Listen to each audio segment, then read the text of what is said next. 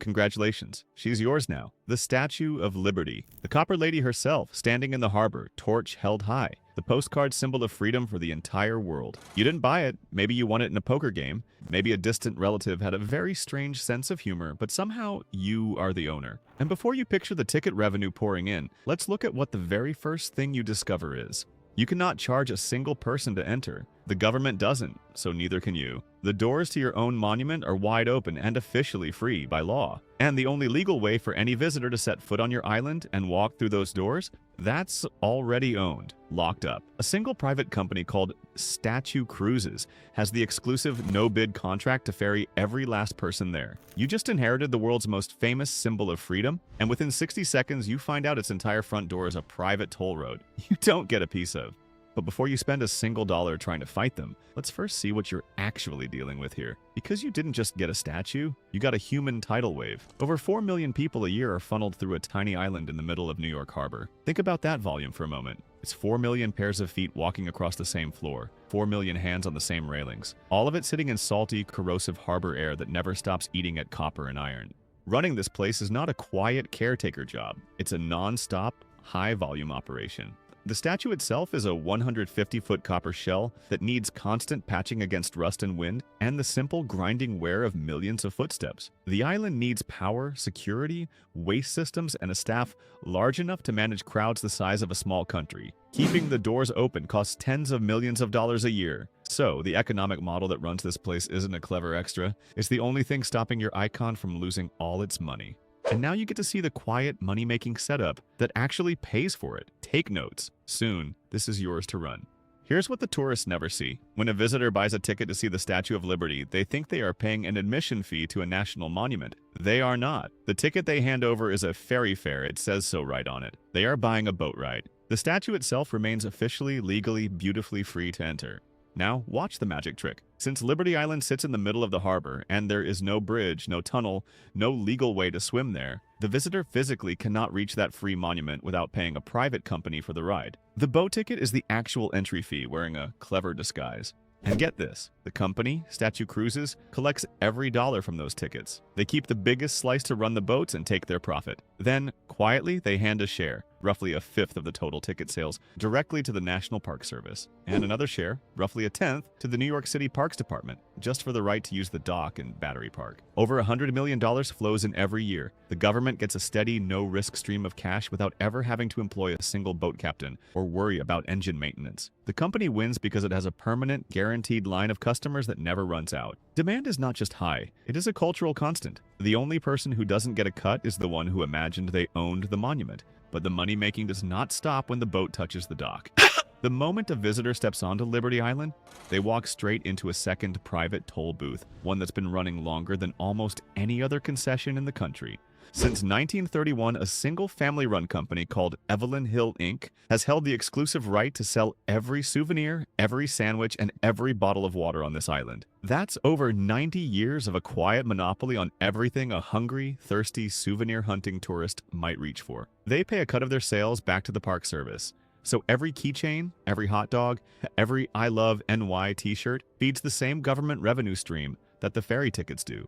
This means your free-to-enter monument, the one that legally charges no admission, is actually wrapped in two private toll booths, one on the water, one on the island itself. The government has handed over the entire visitor experience to private operators. They capture the spending at every step. In return, the government collects a quiet, no-risk paycheck. It never has to run a gift shop or sell a burger. The model isn't just a ferry ride, it's a full theme park economy running inside a national icon. And here's the strange part that ties the whole thing together. This arrangement is not a new trick. The ferry monopoly, the island concession, the private-public scheme, where the government refuses to pay and an outsider builds a money machine around the symbol instead. It's the tradition. The statue's entire physical foundation was built this way. Turns out France handed over the Copper Lady as a gift, but there was a catch. She needed a pedestal, a massive stone base to stand on, and when Congress looked at the bill for that pedestal, they just said no. The project was dead. A symbol of national pride was sitting in crates because the government wouldn't fund the ground it needed to stand on. Then a newspaperman named Joseph Pulitzer stepped in. He turned his publication, The World, into a hype machine. He promised to print the name of every single donor, no matter how small, and over 120,000 people sent in money. Most of them gave pennies, waitresses, schoolchildren, factory workers, small individual donations from ordinary people that together raised the entire cost. In today's terms, it was a pre-internet crowdfunding campaign, powered by newspaper reach and the emotional pull of a symbol. The pedestal your statue stands on is not a government foundation. It is a monument to micro-donations. Someone figured out how to make money from the emotion of this thing 140 years before you ever got the keys. But the private rescue didn't end with a newspaperman and a pile of pennies. By the 1980s, Lady Liberty was falling apart. A century of harbor wind and salt had eaten into her copper skin and iron frame. The restoration needed was enormous, a full overhaul costing roughly $350 million in today's money. And once again, the government looked at the bill and said no. Congress declined to fund it, so a new private machine had to be built. Enter the Statue of Liberty Ellis Island Foundation, a nonprofit created specifically to raise the cash. Lee Iacocca, the famous car company leader, was brought in to lead the campaign. The foundation ran big fundraising campaigns, television ads, corporate partnership deals, and direct mail that asked every American to contribute. Major corporations wrote enormous checks, and over 1 million regular people sent in small donations, just like Pulitzer's readers a century earlier. The foundation didn't disappear after the scaffolding came down. It's still active, still funneling private money into the monument. Through its programs, you can sponsor a brick on the island or donate to specific restoration projects. The key point is simple. The only reason this icon still stands upright is that private rescue isn't a one-time crowdfunding campaign. It's a continuous, expensive campaign. The government owns the symbol, but it's private cash that keeps the place running. So the private money tradition didn't just build the pedestal, it repeatedly saved the icon itself. But making money from Lady Liberty does not stop at her front door or her pedestal. It extends all the way to her face. And this is where the machine becomes legally strange. In 2011, the U.S. Postal Service launched a Forever stamp, a stamp that never expires, with a close-up of Lady Liberty's face. They printed billions of them before someone noticed a very awkward detail. That photograph was not the statue in New York Harbor. It was the replica standing outside the New York casino in Las Vegas. A slightly different face. The sculptor of that Vegas replica had described her as sexier and more modern Lady Liberty, and he had copyrighted her face. His estate sued the government for copyright infringement, and the government, the same government that is in charge of the actual statue, ended up paying $3.5 million. They never recalled the stamps. They had already sold billions of them. They just paid the damages as a cost of doing business. Think about what that reveals. The most copied symbol of the nation is not free to use. Its face can be licensed. The official government accidentally copied a casino's version of it and got billed for millions. The line between public icon and private property is so thin that even Washington gets it wrong. Now here comes the part they never put on the brochure. For all the machine's power, for all the quiet power of a monopoly that earns huge profits every day, your entire asset has one single point of failure that could make it worth nothing overnight. The boats.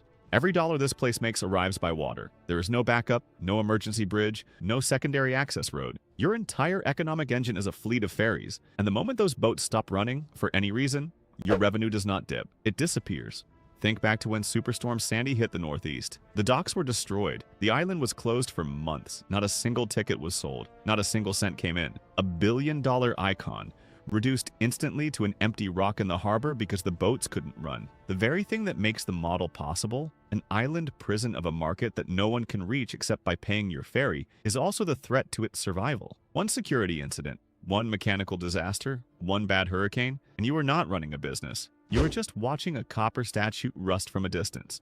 All right, your turn. You've seen everything the real owners already do to squeeze this place, and you're not going to be less. Let's push it to the limit. First, we overhaul the evening experience. Premium sunset cruises where the torch isn't just a flame, it's a programmable LED screen. Passengers text their favorite color to a premium number, the torch changes to match in real time, and a piece of every text message fee quietly flows to the park service as a public engagement service fee. The crowd literally pays to paint the skyline.